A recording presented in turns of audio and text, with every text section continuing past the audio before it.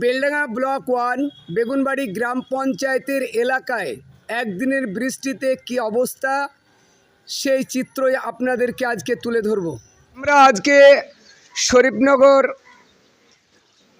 হেন্দুপাড়া মন্দিরের সামনে যে রাস্তার অবস্থা আপনারা দেখছেন, সামান্য একটু বৃষ্টি হলে যে রাস্তার পরিস্থিতি খারাপ হয় সেটাই আপনাদেরকে দেখাচ্ছি। আমরা এলাকার মানুষের সঙ্গে জেনে নেব সামান্য একটু বৃষ্টি হলে এরা এই রাস্তার মধ্যে কিভাবে যাতায়াত করে। আপনি বলুন, এই যে গতকালকে 13 তারিখের বৃষ্টিতে যে অবস্থা, এই যে যাতায়াত করতে কি অবস্থা হচ্ছে যদি একটু বলেন। ইয়াতে একদম যাওয়াতে চলাচল করা যাচ্ছে না, ইয়া খুব অসুবিধে, আমরা খুব সমস্যায় আছি। ইয়া মানে একটু সামান্য বৃষ্টি হলে ধরেন ইয়া সব ডুবি ফুবি একবারে হয়ে যায়। আপনি গ্রাম পঞ্চায়েতের প্রধানের কি বলতে চাইছেন? প্রধানকে বলতে চাইছি যে আমাদের এটা দেখো, আমাদের এটা একটা সমাধান করো। আপনার এখানে জনপ্রতিনিধি যে মেম্বার আছে তার সঙ্গে আপনি কথা বলেছেন? হ্যাঁ বলেছি, তা ও তো কোনো গুরুত্বই দেয়নি। তার কাছে কি আহ্বান করতে চাইছেন? ওইটা এখানে একটা ড্রেনের প্রয়োজন, এখানে একটা ইয়ার প্রয়োজন, সেটা তো করছেই না।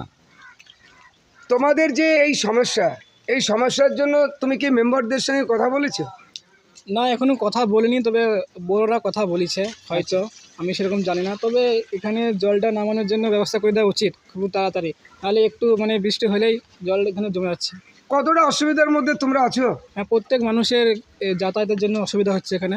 যেই যাচ্ছে, কেউ যদি সাইডে বসে থাকছে তো তাদের গায়ে জল পড়ছে, গাড়ি নিয়ে গেলে সেই জলে ছিটকে লাগছে। আপনারা শুনলেন এই রাস্তার পরিস্থিতি কি। আরেকজনের সঙ্গে আমি একটু কথা বলি। রাস্তার অবস্থা আপনি কি বলবেন?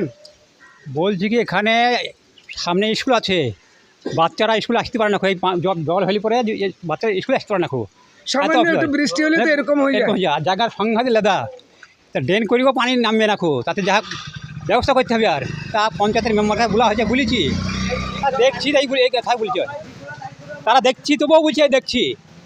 তা আমরা চাইছি যেন এটাকে ভরাট করে দেওয়া হোক। হ্যাঁ, ভরাট করে দিয়ে খালি পরে কোনো অসুবিধা সমস্যা মিটে যাবে। এটা একটা খাদ লেদা হয়েছে জায়গাটা। হ্যাঁ, তাই লেদাকে আপনি এখানকার যে জনপ্রতিনিধি যে মেম্বারের সঙ্গে আপনি কথা বলেছেন? বলেছি, তারা বলছে। আপনি কি বার্তা দিতে চাইছেন? প্রধানকে বলতে চাইছি আমাদের এই রাস্তাটাকে নির্মাণ করে দেখ।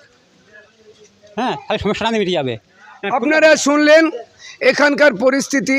অল্প একটু বৃষ্টি হলেই এই যে রাস্তাটা দেখছেন, এই রাস্তাটা এরকম অবস্থা হয়ে যায়। এখানে স্কুল পড়ুয়া ছাত্রছাত্রী এবং এলাকার বাসী এখানে যাতায়াত করতে খুবই সমস্যার মধ্যে আছে।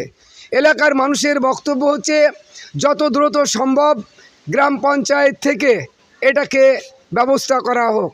ঢিলছোড়া দূরত্ব গ্রাম পঞ্চায়েতের অন্তর্গত মেদিনীপাড়া, সেই শিরোনাম মেদিনীপাড়া। এই মেদিনীপাড়ায় একদিনে বৃষ্টিতে জলমগ্ন হয়ে গেছে, সেই চিত্রই আপনাদেরকে দেখাচ্ছি। দেখুন কি অবস্থা, এখানকার মানুষদের জীবনযাপন করা একদম দায় হয়ে গেছে। দেখুন, যেদিকে তাকাবেন পানি আর পানি, মনে হবে 2000 সালের বন্যা এসে গেছে এই মেদিনীপাড়ায়। ক্যামেরা পার্সেলকে বলবো এই লম্বা করে এটা দেখানোর জন্য। দেখুন কি পরিস্থিতি, একদিনের বৃষ্টিতে ওই যে ভদ্রলোক যাচ্ছে, দেখুন হাঁটু পর্যন্ত পানি হয়ে গেছে এই রাস্তায়। আরও আগে গেলে পরে অনেক পানি, সেই চিত্রই আপনারা দেখছেন। মেদিনীপাড়ার এই মানুষের নরক যন্ত্রণা থেকে কবে রেহাই পাবে এরা নিজেই জানে। মেদিনীপাড়ায় আপনাদেরকে উল্টো দিক থেকে এবার দেখাচ্ছি।